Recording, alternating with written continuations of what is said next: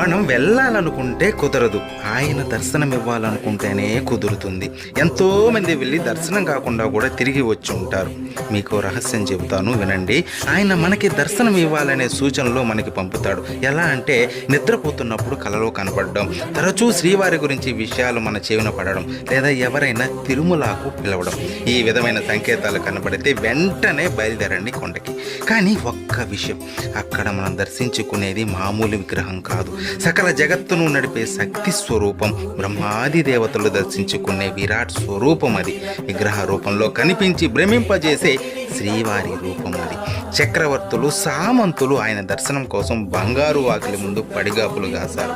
అటువంటి స్వామి దర్శనం పూర్వజన్మ సుకృతం. ఇలాంటి ఎన్నో వీడియోలు మన ఛానల్లో ఉన్నాయి. సబ్స్క్రైబ్ చేసుకుని వాటన్నిటినీ వినండి. శ్రీవారి దర్శనం మీరు ఎన్నిసార్లు చేసుకున్నారో కామెంట్ చేయండి. ఓం నమో వెంకటేశాయ.